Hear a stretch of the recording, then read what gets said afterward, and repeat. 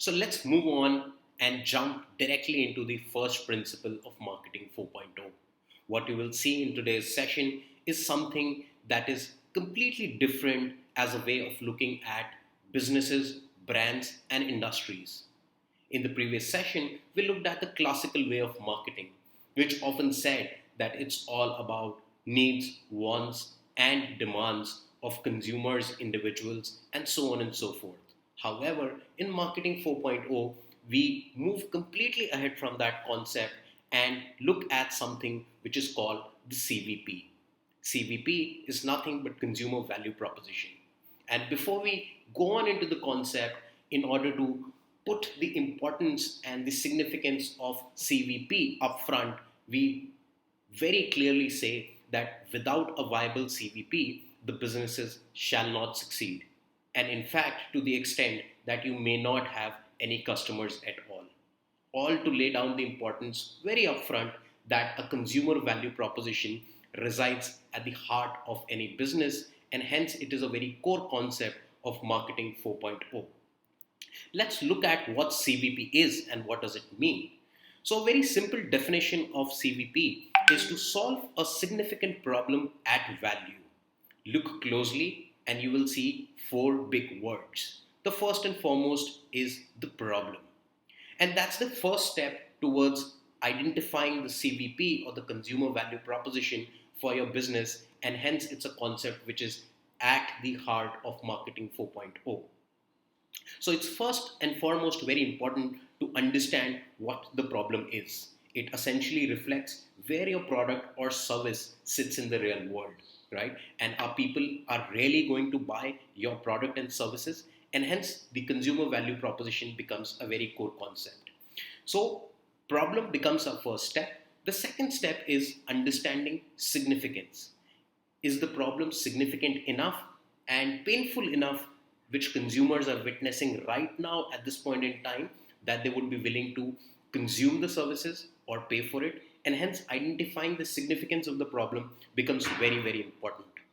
And the third part is value. While doing and endeavoring the problem and finding the solution of that problem, are we doing that at value? Are we creating significant enough value for consumers to do that? And hence, problem significance and capturing the right value while delivering that solution becomes the core concept and the implementation of CVP. Now, what we see right now on your right is something what we call as a causatory when. And if you look at it, causatory when, the CVP or the consumer value proposition just sits at the top. So let's say if you are thinking about a very new age cutting business which will disrupt the future in that particular segment or industry, what is the first thing that you should think about? And that mindset is really, really important, saying that the consumer value proposition should be at the heart. Even before you go on to dabble into competency and go on and dabble into the externalities of building and impacting the business, the value proposition becomes the first step. And as we said, without a viable CVP, the business shall not succeed, and you may not have any customers at all. And hence, CVP is really fundamental to business and it is directly aimed at your potential customers. And it's a very consumer centric way of looking and going about the entire subject of Marketing 4.0. So it talks about how your business model should be, what your consumer acquisition strategy could be, and it also helps you what we've read about building your positioning statement. So a very clear definition of CVP is asking a whole lot of questions. And the first questions that we looked on is asking where the market is broken. Essentially saying that, is there a problem in the market that you think resides which you are going to solve? And let's go to an example. Years before, I remember, even when Nike and Fila were the market leaders, a new entrant called Adidas came in. And they said that everybody is building shoes. What is that different that we're going to do? And they realized that there's a major problem in the market that the consumers feel. While there is no dearth of products which are very sporty, but they don't really look cool. And hence they thought that there is a significant problem that a lot of consumers feel where they want to have shoes which are sporty but look cool, and hence the starting up of Adidas. This was a very simple example, but that's how you start with identifying where the market is broken, and that becomes a first question in terms of envisaging any business. Second, looking at, is there a problem significant enough which is worth solving? And that question becomes really, really important. It directly identifies how big the market is the market size significant enough for you to even start and think about building a business there, and hence the significance of the problem directly impacts and makes you very consumer centric from the beginning itself. And eventually looking at the solution. A solution is neither right nor wrong. You could find that a lot of businesses are actually doing something that you're thinking of doing, which may be the right thing, maybe the wrong thing. But the way to look at is the solution that you're providing. Where does it essentially sit within the current set of solutions in the industries and businesses at hand? Is the problem that you're solving and the solution that you're giving, is it really adding more value to the consumers? How different your solution is to the ones that are in the market? What people are currently overcoming with the existing solutions, and what would they achieve with your solution? And finally, a third question saying how your solution is better.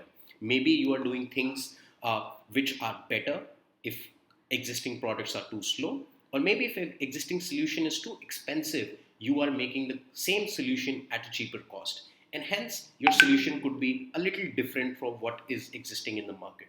So, identifying those flaws and looking at if the market is maybe too slow, too fast, too expensive, or if there are solutions but they're impossible to scale, but you've got a solution which is sustainably scalable, it really, really impacts the solution that you'll bring into the market. And finally, it's important to understand, would people really value the solution? And that brings the most important concept, capturing the value which people will think that your solution provides. And hence, looking at now from a summary perspective, consumer value proposition sits at the heart of marketing 4.0. CVP is all about solving a significant problem at value and looking at four critical questions about any business. So, if you're looking to start up or if you are already in a large enterprise or business, just start by asking four big questions. Is there a problem in the market? Is the market really broken somewhere? Are you looking at that problem and is it significant enough to be solved? And in case you have a solution on your mind, what that solution is. Would you become a competitor for the existing set of brands and industries, or would you become a substitute kind of a solution? Look at it from those standpoint. And finally, while endeavoring to answer the first three questions, the value that you capture, what exactly is it? And do people really think that it is a value in itself? And hence, consumer value proposition becomes the first principle in marketing 4.0. We'll take this concept ahead in our subsequent classes and the course material, and we'll take these learnings ahead and build the entire mindset for 4.0, a mindset which will change the way businesses, brands, and industries will shape up and will look up into the future and times to come. Thank you.